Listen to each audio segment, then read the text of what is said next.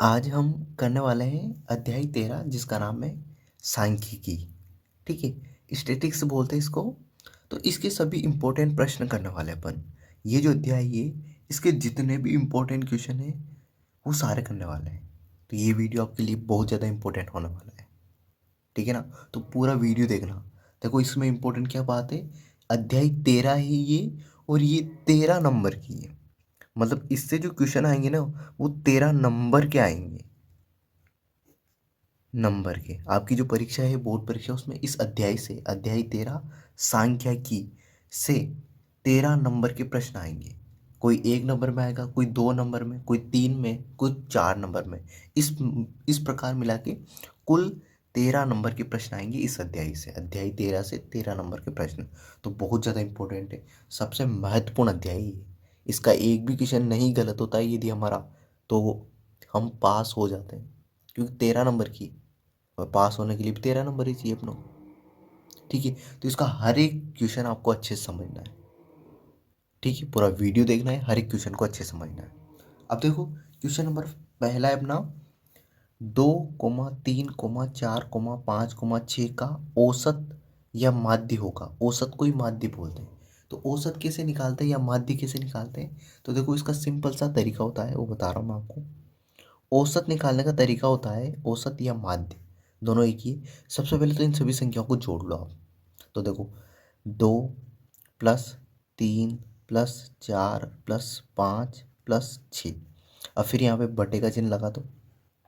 ठीक है, अब कितनी संख्या है ये, 1, 2, 3, 4, 5, 5 संख्या, तो 5 का भाग दे दो। ठीक है, अब सबसे पहले जोड़ो। तो देखो 2 और 3 5, 5 और 5 10, 10 हो गए, 6 और 4 10, तो 10 और 10 20। अब 20/5, और 20 में 5 का भाग दे लो। तो 20 में 5 का भाग देंगे कितना आएगा, 4। 5 चौक 20 है ना, 20 में 5 का भाग देंगे तो 4। तो इसका राइट आंसर क्या हो जाएगा, option number C. Important question है, अच्छे से समझना है। मैंने कुछ नहीं किया, औसत या तो औसत पूछ ले आपसे या माध्य पूछ ले, आपको कुछ नहीं करना है। जिस जो संख्याएं दे रखी उनको जोड़ो, और जितनी भी संख्याएं जैसे 1, 2, 3, 4, 5 है तो 5 का भाग दे लो। सभी संख्याओं को जोड़ को जितनी संख्या उसका भाग दे लो। तो आई होप पहला क्वेश्चन आपको समझ में आ गया होगा। क्वेश्चन नंबर 2 है हमारा। देखो क्वेश्चन नंबर 2 क्या है, वर्ग अंतराल दे रखा आपको 10 से 25 का वर्ग चिन्ह है। ठीक है, वर्ग अंतराल क्या दे रखा है अपने को, 10 से 25 का वर्ग चिन्ह है। तो देखो इसका आंसर कैसे करेंगे, सिंपल सा क्वेश्चन है। देखो वर्ग चिन्ह निकालना है ना अपने को, तो कुछ नहीं करना है। क्या करना है मैं बता रहा हूँ आपको। वर्ग चिन्ह बराबर होता है, दोनों को जोड़ लो, इसको और इसको दोनों को जोड़ो। ये इसको बोलते हैं आगे वाले को, ये डेश लगा हुआ है, इसके आगे वाले को निम्न सीमा और इसके पीछे वाले को उच्च सीमा। तो इन दोनों को जोड़ना है अपनों को। तो 10 और मैंने जोड़ा 25 को। अब कितनी संख्या है, 1 और 1 2, तो 2 का भाग दे लो। ठीक है, जोड़ के जितनी संख्या उसका भाग दे लो। वैसे 2 ही आएगा, 2 ही संख्या होती है वर्ग अंतराल में, तो 2 का भाग देना। तो जोड़ो इनको। तो 25 और 10 कितने हो जाएंगे, 35, और 35 में 2 का भाग देंगे तो 35 का आधा कितना होता है, 17.5। 35 में 2 का भाग देंगे कितना आएगा, 17.5। तो ऑप्शन नंबर सी इसका राइट आंसर हो जाएगा। तो वर्ग अंतराल 10 से 25 का वर्ग चिन्ह क्या होगा, 17.5। आई होप आपको समझ में आ गया होगा। ठीक है, अच्छा क्वेश्चन है, इंपॉर्टेंट क्वेश्चन है।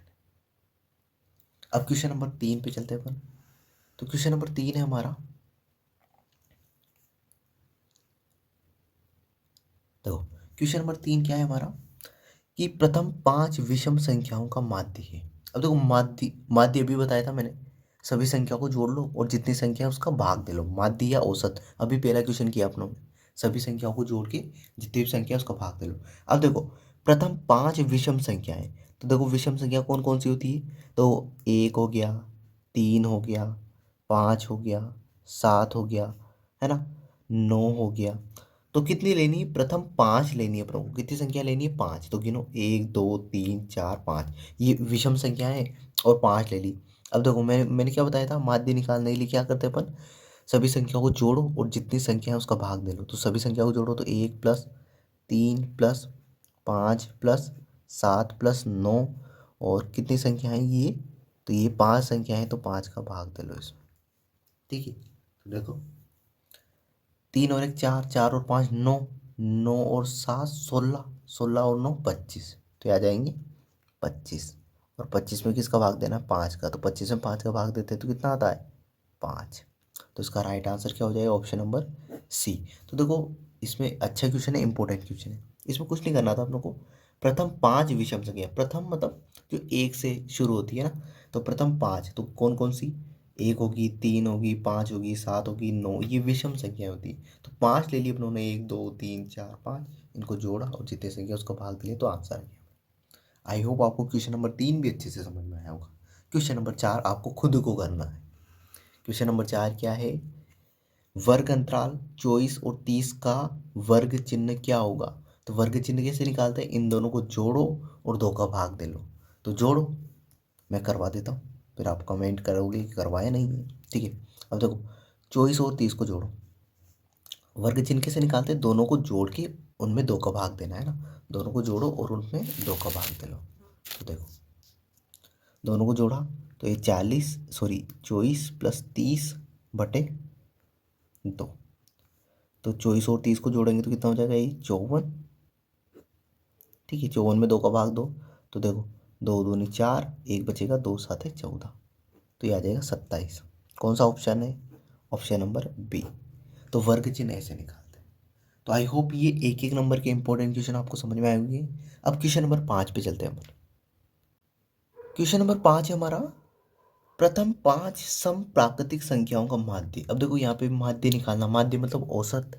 माध्य कैसे निकालते हैं? सभी संख्याओं को जोड़ लो और जितनी संख्या है उसका भाग दे लो, उसी को औसत ही बोलते हैं। माध्य का दूसरा नाम क्या होता है? औसत ही होता है। ठीक है, अब देखो पिछले वाले सवाल में अपनों ने, पिछले से पिछले क्वेश्चन नंबर 3 में अपनों ने किया था कि 5 विषम, प्रथम 5 विषम संख्याओं का माध्य निकाला था। अब आज अपनों को, अभी अपनों को निकालना है प्रथम 5 सम प्राकृतिक संख्याओं। सम क्या होती है? अब देखो जो जिसमें 2 का भाग जाता है ना, वो संख्याएं जिनमें 2 का भाग पूरा पूरा चला जाता है उनको बोलते हैं सम संख्याएं।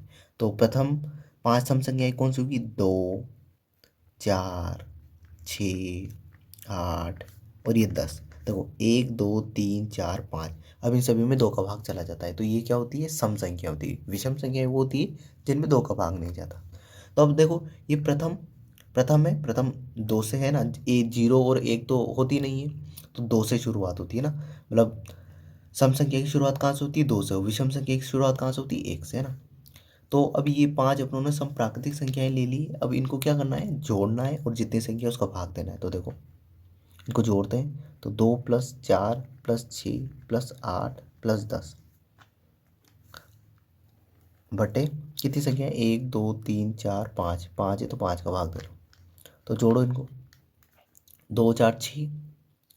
ठीक है, देखो ऐसे जोड़ते हैं, 6 और 4 10।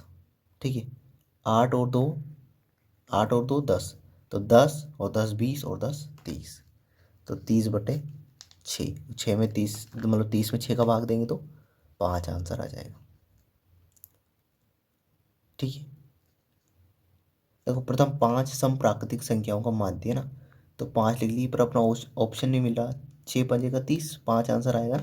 देखो प्रथम 5 है अपनी, एक बार वो चेक करके देख लेते हैं। 1 2 3 4 5 है ना, 2 2 4 2 6 2 8 2 10।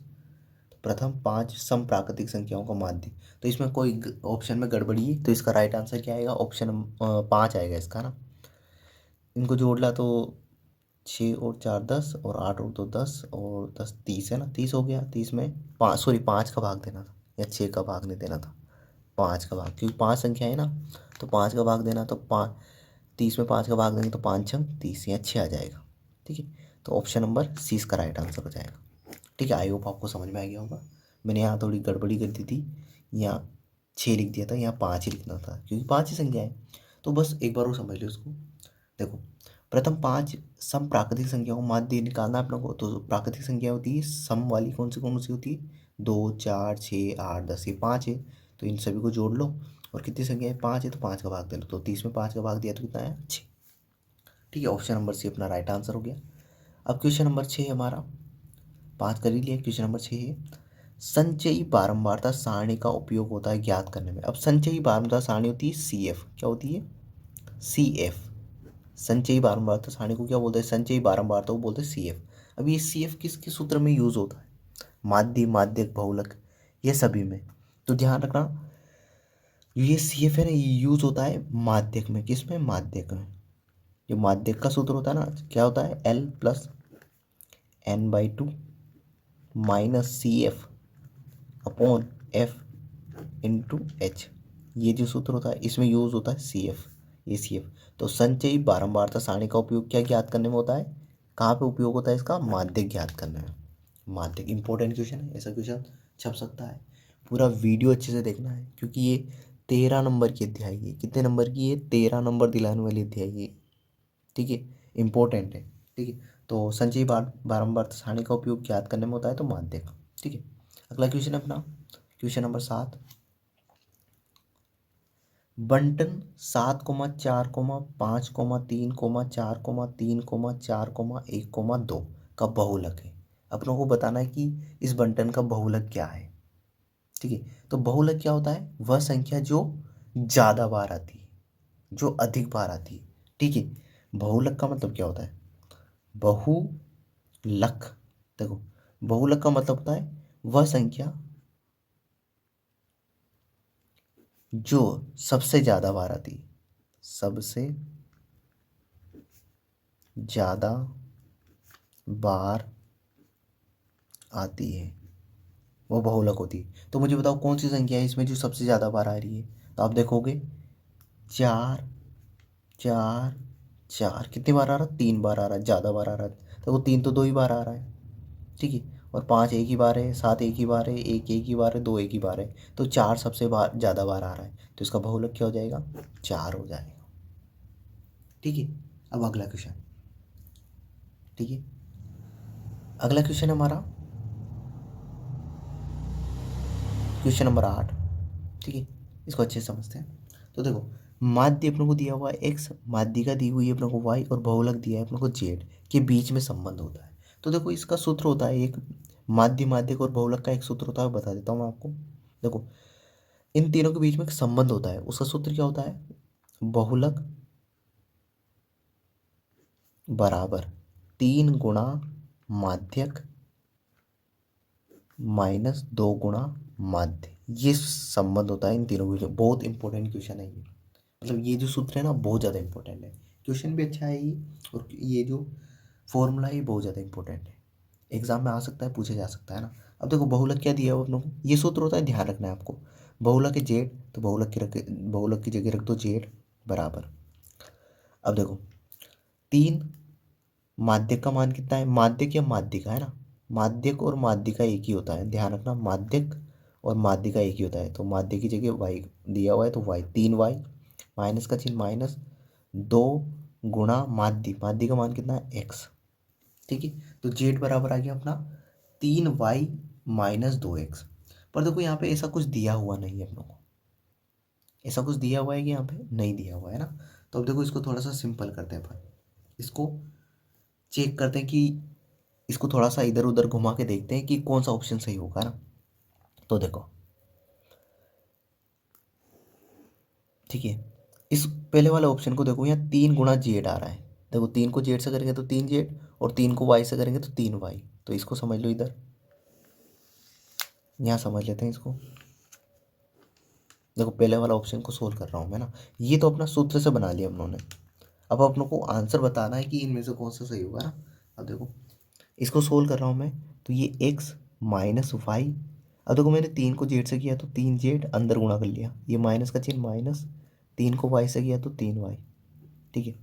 अब देखो मैं क्या कर रहा हूँ, इस वाई को या 3 वाई को इधर लेके आ जाता हूँ, ये 3 वाई को इधर लेके आ रहा हूँ, तो X minus Y plus 3 Y बराबर 3 जेड, ठीक है। तो 3 वाई में से 1 वाई घटेगा तो कितना बचेगा?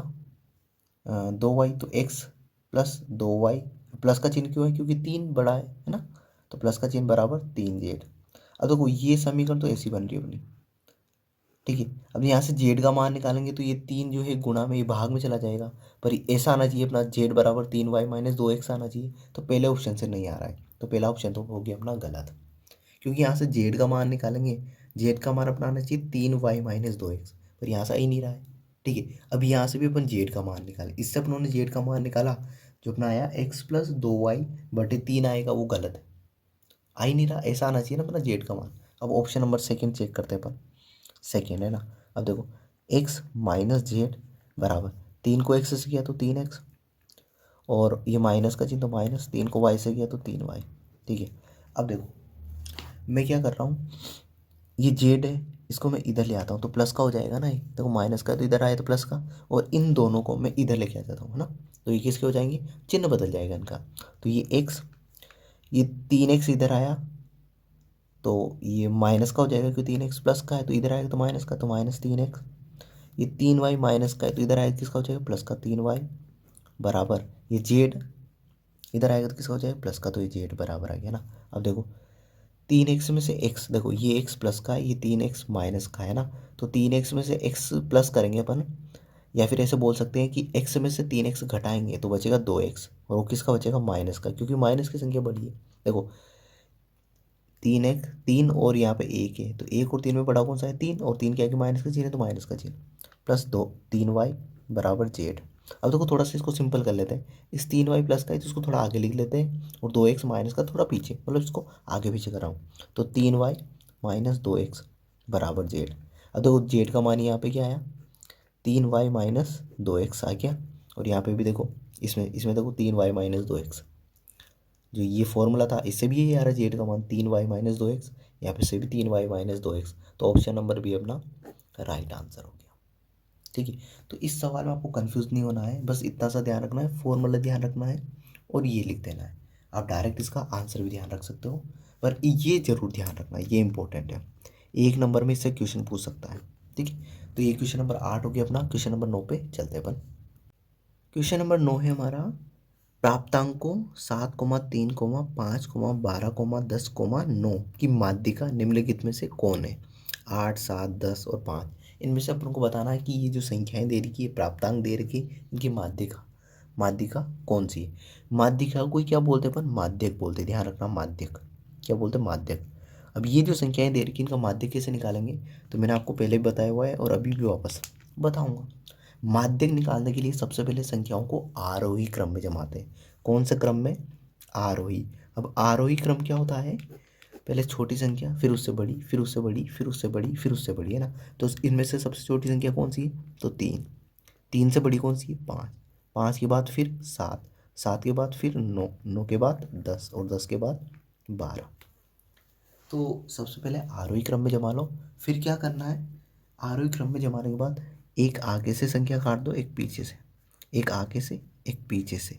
अब देखो यहाँ से ये दोनों काट दूंगा तो बीच में कोई बचेगा नहीं, तो अपनों को बीच में कुछ न कुछ तो बचाना है, यहाँ तो बचेगा ही नहीं, तो इनको मत काटो। तो ये दोनों संख्या बची, ठीक है, दोनों संख्या बची ना। अब इन दोनों को जोड़ लो, जोड़ा और इसमें 2 का भाग दे लो।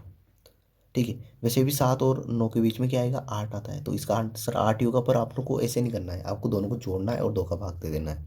तो दोनों को जोड़ा तो कितना आया, 9 और 7 कितने होंगे, 16, और 16 में 2 का भाग दे तो कितना आता है, 8। तो इसका राइट आंसर क्या हो जाएगा, 8। ऑप्शन नंबर ए इसका राइट आंसर हो जाएगा। ठीक है, अब देखो ये भी हो गया अपना क्वेश्चन नंबर 9। आई होप आपको अच्छे समझ में आया होगा। अब अपन क्वेश्चन नंबर 10 पे चलते हैं।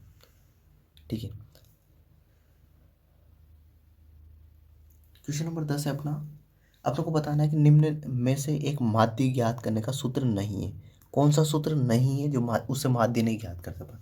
ठीक है, तो ध्यान रखना, option number A sigma X upon N, इससे अपन माध्य ज्ञात करते हैं। Sigma F X upon N option number C से भी ज्ञात करते हैं, और ऑप्शन नंबर डी से भी ज्ञात करते हैं। ऑप्शन नंबर जो बी है, इससे अपन माध्य ज्ञात नहीं करते। तो इसका राइट आंसर कौन सा हो जाएगा, ऑप्शन नंबर बी। ये sigma X upon N, sigma F X upon N और sigma F D upon N, इन तीनों से तो अपन माध्य ज्ञात करते हैं, इस वाले सूत्र से अपन माध्य ज्ञात नहीं करते। ठीक है, इसको ध्यान रखना, अच्छा क्वेश्चन है, ऐसा पूछा जा सकता है। अब क्वेश्चन नंबर 11 पे चलते हैं अपन। देखो ये आ गया ना, अभी पिछला वाले किया था ना वही है ये। अभी देखो समझो इसको, एक बंटन का माध्यक क्रमशः 14 और 15 है ना। अपनों को माध्य का मान दे रहेगा 14 और माध्य का मान दे रहेगा 15 है, अतः बहुलक का मान होगा। तो अपनों को बताना है कि बहुलक का मान क्या होगा। ठीक है, अपनों को माध्य और माध्यक का मान दिया हुआ है, बहुलक का मान बताना है क्या होगा। तो देखो इसका आंसर कैसे करेंगे इस क्वेश्चन को। ठीक है, 4 ऑप्शन दे रखे हैं आपको, एग्जाम में ऑप्शन भी देगा हो, आपको क्लिक करना रहेगा ना। अब देखो, माध्य, माध्यक और बहुलक के बीच में एक संबंध होता है। अभी थोड़ी देर पहले बताया था एक क्वेश्चन में आपको, वो क्या संबंध होता है, तो वो ध्यान रखना। बहुलक बराबर 3 गुणा माध्यक -2 गुणा माध्य। ठीक है, ये संबंध होता है। बहुलक में क्या संबंध होता है, 3 गुणा माध्यक -2 गुणा माध्य। ये सूत्र बहुत ज़्यादा इंपॉर्टेंट है, पहले बोल रहा हूँ मैं आपको, कक्षा 10 के लिए बहुत ज़्यादा अच्छा क्वेश्चन है ये। अभी तक पूछा नहीं गया है इससे क्वेश्चन, पर कभी भी इससे पूछा जा सकता है ना। तो आप इस बार के लिए इसको अच्छे से तैयार करो। बहुलक बराबर होता है 3 गुणा माध्यक -2 गुणा माध्य। अब देखो किस किस के मान दे रखे, अपने वो मान रख लो। बहुलक का मान ज्ञात करना है, तो इधर बहुलक ऐसा कैसी, 3 गुणा माध्यक, माध्यक का मान कितना है, माध्यक पीछे है तो ये 15, तो 3 गुणा 15 -2 गुणा माध्य, माध्य का मान कितना है 14, तो 14। अब देखो 3 को 15 से गुणा करो, 15×3 = 45 -14×2 = 28। ठीक है, अब 45 में से 28 घटा लो, तो देखो घटाते हैं इसको, इधर से उतार लिया 15, 15 में से 8 गए तो 7, या 3 3 बच गए, 3 में से 2 गए तो 1, तो इसका आ जाएगा 17। तो बहुलक का मान कितना आ गया अपना, बहुलक आ गया हमारा 17। ठीक है, तो ये क्वेश्चन नंबर 11 भी आपको आई होप समझ में आया होगा। अब क्वेश्चन नंबर 12 पे चलते हैं। क्वेश्चन नंबर 12 है हमारा, देखो निम्न का बहुलक ज्ञात करना है। मतलब ये सारणी ऐसे दी हुई है आपको, एक्स और एफ का मान दिया हुआ है, ये एक्स के सारे मान दिए हुए हैं, ये एफ का मान दिया हुआ है, और इसका मान अपना को बहुलक बताना है। तो देखो ऐसा क्वेश्चन भी आपके एग्जाम में 1 नंबर में पूछा जा सकता है, और पिछले एग्जाम में पूछा भी गया है ऐसा क्वेश्चन, तो आपको अच्छे से समझना है इसको, है ना।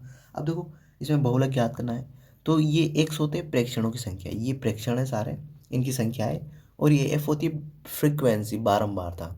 मतलब 5 कितनी बार आ रहा है, 4 बार। जैसे इसका इन दोनों का मतलब क्या है, देखो ये एक्स है 5, और इसकी बारंबारता कितनी है 4, मतलब इसका मतलब है 5 कितनी बार आ रहा है, 4 बार। ऐसे लिखेंगे 5,5,5,5, ये 4 बार, ये 5 4 बार आ रहा है। ऐसे ही 7 कितनी बार आ रहा है, 8 बार। तो ये 7 7 7 7 7 7 है ना, 7 2 2 4 2 6 और ये 2 4 है ना। तो ये ऐसे, तो बारंबारता का मतलब आई होप आप समझ गए होंगे। ये 7 कितनी बार आ रहा है, 8 बार। 9 कितनी बार आ रहा है, 6 बार। 11 कितनी बार आ रहा है, 2 बार। तो देखो बहुलक क्या होता है, जो बार बार आए, क्या आए बार बार, जो सबसे ज़्यादा बार आए। तो देखो किसकी बारंबारता सबसे ज़्यादा है, तो देखो यहाँ पे बारंबारता किसकी ज़्यादा है, सबसे ज़्यादा 8 की बारंबारता है। 8 मतलब 7 की बारंबारता है 8, 7 कितनी बार आ रहा है, 8 बार। तो इसका राइट आंसर क्या हो जाएगा, 7 हो जाएगा। जिसकी बारंबारता ज़्यादा होती है ना, जिस संख्या की बारंबारता ज़्यादा होती है वो आंसर हो जाता है। तो 7 की बारंबारता ज़्यादा है, तो ये आंसर हो गया इसका बहुलक। तो इसका राइट आंसर क्या हो जाएगा, ऑप्शन नंबर सी। वापस समझ लो मैं क्या बोल रहा हूँ। बहुलक जैसे ऐसे सारणी दी हुई है आपको, ऐसे एक्स और एफ का मान दिया हुआ है, एक्स और एफ का मान दिया हुआ है, और आपसे पूछा है कि इसका बहुलक क्या होगा। तो आपको कुछ नहीं देखना, आपको देखना है बारंबारता के मान। सबसे पहले आपको एफ का मान देखना है ना, एफ का मान देख लो आप। तो एफ का मान आपने देखा, तो एफ का मान सबसे ज़्यादा क्या आ रहा है, तो 8 आ रहा है। 6 से बड़ा 8 होता है, 4 से बड़ा 8 होता है, 2 से बड़ा 8 होता है, 8 आ रहा है। तो जो इसके सामने का जो मान होगा एक्स का, इसके सामने का मान, वही अपना क्या हो जाएगा, बहुलक। तो ये बहुलक हो जाएगा। ठीक है, आई होप आपको समझ में आ गया होगा। अब क्वेश्चन नंबर 13 है हमारा, देखो क्वेश्चन नंबर 13 क्या है, एक बंटन दिया हुआ अपने को 2,3,4,7,5,1 का माध्यक है। अब देखो मैंने आपको पिछला कुछ सवाल था उसमें बताया था मैंने माध्यक कैसे निकालते हैं, वापस बता देता हूँ, समझो। यदि आपको आता है तो आप इसको वीडियो को रोक के आप इसका आंसर दे सकते हैं कमेंट बॉक्स में। ठीक है, अब देखो इसका माध्यक निकालना है, तो माध्यक कैसे निकालेंगे, सबसे पहले संख्याओं को आरोही क्रम में जमाएंगे। माध्यक निकालने के लिए आरोही, ठीक है, आरोही क्रम में जमाएंगे, आरोही क्रम। ठीक है, अब आरोही क्रम क्या होता है, सबसे पहले छोटी संख्या, फिर उससे बड़ी, उससे बड़ी, उससे बड़ी, उससे बड़ी, है ना। तो सबसे छोटी क्या है, 1, उससे बड़ी 2, उससे बड़ी 3, उससे बड़ी 4, उससे बड़ी 5 और उससे बड़ी 7। ये सारी मैंने आरोही क्रम में जमा ली। फिर मैंने क्या बोला था, एक आगे से एक पीछे से, एक आगे से एक पीछे से, बीच में देखो 2 संख्याएं बच रही हैं, इन दोनों को काट देंगे तो बीच में कुछ बचेगा ही नहीं। तो मैंने बताया था आपको बीच में कुछ न कुछ बचना चाहिए। ठीक है। तो अभी यहाँ पे दो संख्याएं बच रही है, यदि एक संख्या बचती है तो वो डायरेक्ट अपना क्या हो जाएगा, माध्यक हो जाएगा। यदि दो संख्याएं बचती है तो कुछ नहीं करना है, दोनों को जोड़ना है और दो का भाग दे देना है। तो दोनों को जोड़ो, 3 और 4 7, और 7 में 2 का भाग देंगे तो कितना आ जाएगा, 3.5।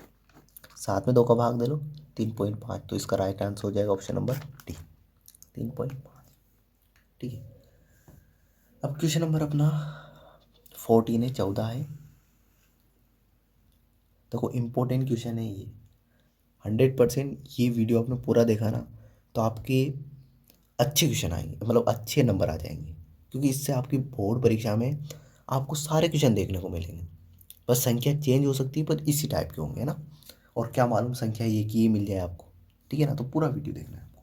अब देखो क्वेश्चन नंबर 14 अपना, किसी श्रेणी का बहुलक मूल्य होता है, किसी श्रेणी का बहुलक मूल्य होता है। अब मैंने आपको बहुलक बताया था, बहुलक कैसे ज्ञात करते हैं अपन, जो संख्या सबसे ज़्यादा बार आए वही तो बहुलक होता है अपना।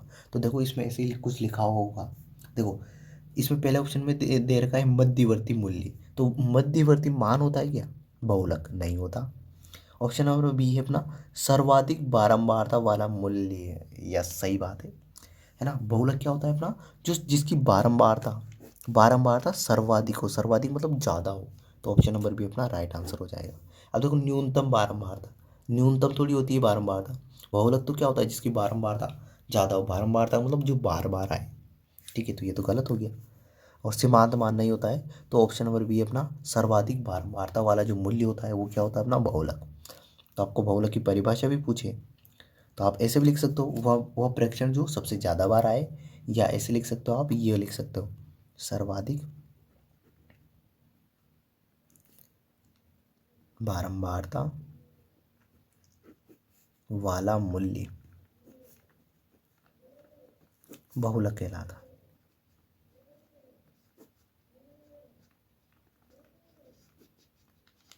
ठीक है, तो ये क्वेश्चन नंबर 4 भी हो गया अपना, सॉरी क्वेश्चन नंबर 14 है। अब क्वेश्चन नंबर 15 पे चलते हैं अपन। नंबर 15 है हमारा, बंटन 3,5,7,4,2,1,4,3,4 का बहुलक है। अब मैंने आपको बताया हुआ है बहुलक क्या होता है, जो संख्या सबसे ज़्यादा बार आए। ठीक है, सर्वाधिक बारंबारता वाला जो मूल्य होता है उसी को क्या बोलते हैं अपन, बहुलक बोलते हैं। तो इसमें मुझे बताओ कौन सी संख्या है जो सबसे ज़्यादा बार आ रही है, वही अपना बहुलक हो जाएगा। तो देखो ये 4, ये 4 और ये 4, ये 4 सबसे ज़्यादा बार आ रहा है, तो यही क्या हो गया अपना, बहुलक हो गया। ठीक है, बहुलक क्या होता है, जो सबसे ज़्यादा बार आए, है ना, सर्वाधिक बारंबारता वाला मूल्य, है ना। अभी मैंने थोड़ी देर पहले एक दो क्वेश्चन तो करवा भी दिए अपन को बहुलक के, है ना। तो आई होप आपको समझ में आ गया होगा ये, है ना। बहुलक जो सबसे ज़्यादा बार आए, है ना, ऐसा प्रेक्षण जो सबसे ज़्यादा बार आए। बहुलक के मान एक से अधिक भी हो सकते हैं ना। मान लो कि यहाँ पे 3 2 ही बार आ रहा है, एक बार और आ जाता तो 3 भी 3 बार हो जाता, 4 भी 3 बार हो जाता, तो इसका बहुलक क्या हो जाता, 3,4। तो बहुलक के एक से अधिक मान हो सकते हैं, ध्यान रखना। अगला क्वेश्चन अपना क्वेश्चन नंबर 16, संख्याओं 1,2,3 डॉट डॉट डॉट एन का माध्य है। अब देखो मैंने आपको बताया था माध्य किसे निकालते हैं, माध्य मैंने बताया था, माध्य या औसत में आपको बताया था मैंने कि सभी संख्याओं को जोड़ लो, जितनी भी संख्याएं सभी संख्याओं को जोड़ लो, और जितनी संख्या है गिन लो कि कितनी संख्या है, 1 2 3 4, और उसका भाग दे लो। अब देखो यहाँ पे ये इतनी सारी संख्याएं हैं, इन संख्याओं को माध्य निकालना है। तो सबसे पहले इन सभी संख्याओं को जोड़ लो, तो 1 plus 2 plus 3 dot dot dot dot, ये एन तक जा रही है, एन संख्याएं है ना, कितनी संख्या है एन, तो यहाँ नीचे भी कितना आएगा, एन आएगा, एन तक जा रही है तो एन संख्या आएंगी, है ना। तो 1 2 3, अब इनको जोड़ना है। अब देखो ये समांतर श्रेणी है, ठीक है। अब इनको जोड़ेंगे, मैं आपको बता देता हूँ कि 1 से लेके एन तक की जो संख्याओं का योग होता है ना, उसका सूत्र होता है 1 plus 2 plus 3 dot dot dot dot N. इन संख्याओं का योग, इन संख्याओं का योग ज्ञात करने का सूत्र होता है, योग ज्ञात करने का क्या सूत्र होता है, एन एन प्लस 1/2, ये सूत्र होता है। यदि आपको 1 से लेके एन तक की संख्याओं का योग ज्ञात करना है तो उसका सूत्र क्या होता है, एन एन प्लस 1/2। तो यहाँ 1 से लेके एन तक की संख्याओं का योग का सूत्र क्या हो जाएगा, ये हो जाएगा। तो ये मान रख दो यहाँ पे, तो देखो मैंने रखा एन और एन प्लस 1/2, ठीक है। और ये n भी था तो ये n नीचे, और इस n के नीचे कुछ नहीं तो 1 लिख दिया मैंने। ठीक है, देखो वापस समझ लो इसको। माध्य या औसत कैसे ज्ञात करते हैं? जितनी भी संख्या दे रखी है उन सभी को जोड़ लो, और जितनी संख्या है, कितनी संख्या है n, उसका भाग दे लो। अब देखो 1 से लेके जो n तक की संख्या को योग ज्ञात करने का सूत्र ये होता है। ठीक है, तो ये सूत्र लिख दिया मैंने, है ना। ये योग लिख दिया, मतलब 1 से लेके n तक की संख्याओं का योग क्या होता है, ये होता है, तो ये लिख दिया मैंने। अब नीचे n था, अब देखो इसको कैसे सोल्व करेंगे। ये पास वाली संख्या 5 से गुणा हो जाएगी, और ये दूर वाली संख्या दूर से गुणा हो जाएगी। तो एक को मैं इस n+1 से गुणा करूँगा तो वो क्यों ही आ जाएगी, तो मैं यहाँ लिख रहा हूँ n+1। ठीक है, और 2 को n से करूँगा तो 2n हो जाएगा, तो बटे 2n। अब देखो ये n से n कट जाएगा तो अपना क्या बचेगा, n+1/2। तो इसका आंसर आ जाएगा अपना n+1/2। तो किस ऑप्शन में ये है n+1/2, तो ऑप्शन नंबर सी इसका राइट आंसर हो जाएगा, n+1/2। अच्छा क्वेश्चन है, इंपॉर्टेंट है, पहले बोल रहा हूँ। ऐसा क्वेश्चन आ गया ना तो बच्चे नहीं कर पाएंगे इसको, तो आपको जो डायरेक्ट याद भी रख लेना। अच्छा क्वेश्चन है ना, बच्चे नहीं कर पाएंगे 10th वाले, इंपॉर्टेंट क्वेश्चन है। इसे ऐसा आएगा नहीं, पर आ जाए तो आ भी सकता है ना, इंपॉर्टेंट है, पहले बोल रहा हूँ। अब देखो अगला क्वेश्चन अपना, क्वेश्चन नंबर 17। ठीक है, तो क्वेश्चन नंबर 17 है अपना, वर्गीकृत आंकड़ों का माध्य ज्ञात करने का सूत्र है। देखो माध्य पूरा एक तो अच्छे से पढ़ना है, माध्य नहीं दिया हुआ है कभी, यहाँ पे माध्यक पूरा अच्छे से पढ़ना है और फिर क्वेश्चन का आंसर देना है। माध्यक ज्ञात करने का सूत्र, तो माध्यक ज्ञात करने का सूत्र होता है हमारा, माध्यक बराबर L प्लस कोष्टक n/2 minus CF upon F कोष्टक बंद इंटू H। ये सूत्र होता है माध्य ज्ञात करने का, L+n/2 minus CF upon F into H। ठीक है, अब क्वेश्चन नंबर 18 है हमारा, ये आपको खुद को करना है ना।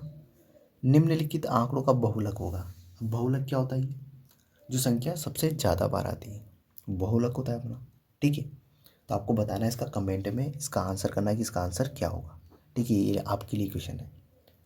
ठीक है, तो इस पार्ट में अपन इतने ही क्वेश्चन करते हैं। अब इसका सेकेंड पार्ट आएगा, उसमें और क्वेश्चन होंगे इसके, एक 3 से 4 पार्ट आ जाएंगे, इसमें सारे आपके इंपॉर्टेंट क्वेश्चन हो जाएंगे। इसी तरीके से करना है आपको, तो पार्ट नंबर सेकेंड और थर्ड भी आपको अच्छे से देखना है। ठीक है, ये पार्ट नंबर फर्स्ट है, आई होप आपको पसंद आया होगा। इसमें अपनों ने बहुत अच्छे अच्छे क्वेश्चन किए, पार्ट नंबर सेकंड में भी बहुत अच्छे क्वेश्चन करेंगे। तो इससे क्या होगा कि आपका जो इस सांख्यिकी जो अध्याय है स्टैटिक्स, इससे आपका एक भी क्वेश्चन गलत नहीं होगा। इंपॉर्टेंट क्वेश्चन कर रहे हैं अपन सारे के सारे। तो आई होप ये वीडियो आपको पसंद आया होगा। इस वीडियो के लिए इतना ही, अगले वीडियो में अगले क्वेश्चन के साथ मिलते हैं। Thank you, bye.